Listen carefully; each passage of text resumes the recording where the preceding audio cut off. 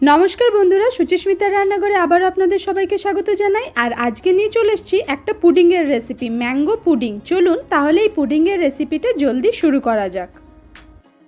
এখানে আমি ফার্স্টে দুটো পাকা আম নিয়ে নিয়েছি, আর আমগুলো দেখে নেবেন যেন মিষ্টি হয়, টক যেন না হয়।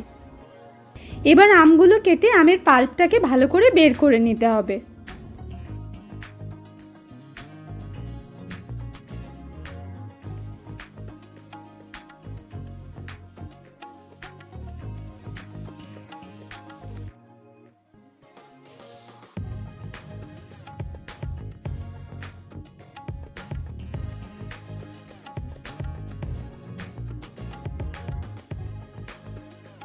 দুটো আমেরই পাল্প আমি খুব ভালো করে বের করে নিয়েছি।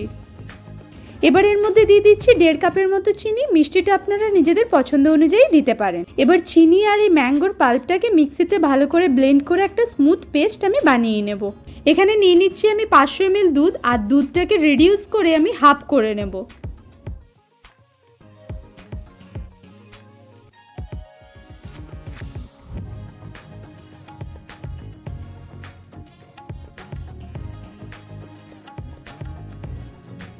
দেখতেই পাচ্ছ দুধটা ফুটে ফুটে প্রায় অর্ধেক হয়ে গেছে। এবার দুধটাকে আমি ঠান্ডা হতে দেব।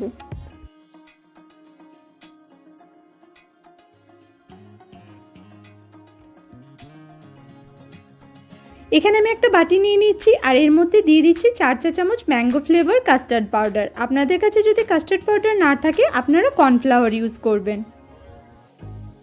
এবার এই কাস্টার্ড পাউডারটাকে হালকা গরম দুধ দিয়ে ভালো করে মিক্স করে নেব। দুধটা ঠান্ডা হয়ে গেছে। এবার দুধের মধ্যে আমি যে আমের পেস্টটা বানিয়ে রেখেছিলাম সেটা দিয়ে দিচ্ছি। দুধটা ঠান্ডা করে তারপরে আমের পিউরিটা এই কারণেই দেওয়া ভালো, তাতে দুধটা কেটে যাওয়ার চান্স থাকে না। আমের পেস্টটা দেওয়ার পর দুধের সঙ্গে খুব ভালো করে মিশিয়ে নিতে হবে।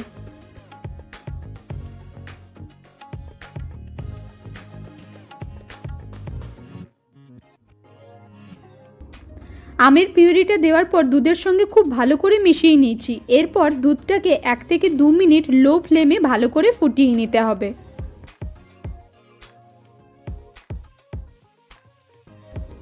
1 মিনিট পর দুধের মধ্যে যে কাস্টার্ড পাউডারটা গুলিয়ে রেখেছিলাম সেটাই দুধের মধ্যে একটু একটু করে দেবো এবং নাড়াতে থাকবো। একবারে পুরোটা দিয়ে দেবো না, তাহলে নিচে বসে যেতে পারে।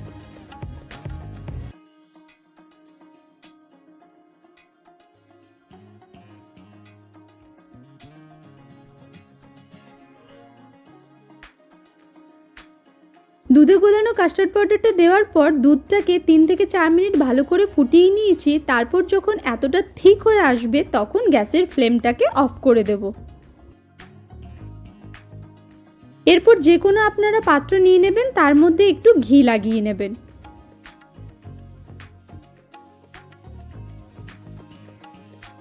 এবার এই ঘি মাখানো বোলটার মধ্যে আমের পুডিংয়ের মিক্সচারটা ঢেলে দেবো এবং একটু ঠান্ডা হলে তারপর 2 থেকে 3 ঘন্টার জন্য ফ্রিজে রেখে দেবো।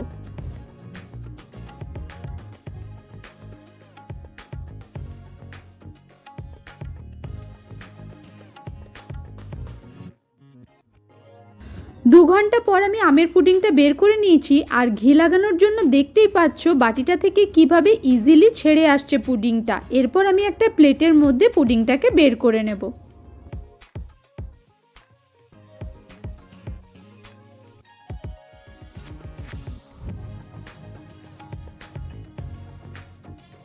প্লেটে পুডিংটা বের করে নেওয়ার পর নিজের পছন্দ অনুযায়ী গার্নিশ করুন।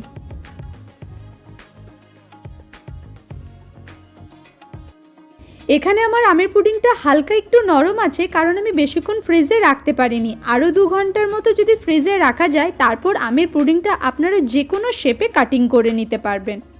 এই গরমে এইরকম ঠান্ডা ঠান্ডা আমের পুডিং একবার বানিয়ে দেখুন, খারাপ লাগবে না। আর আমার রেসিপি যদি আপনাদের ভালো লেগে থাকে তাহলে অবশ্যই কমেন্ট করে জানাতে ভুলবেন না। আর আমার চ্যানেলে যদি নতুন হয়ে থাকেন আর আরও নতুন নতুন রান্না পেতে চান তাহলে অবশ্যই আমার চ্যানেলটাকে সাবস্ক্রাইব করে দেবেন।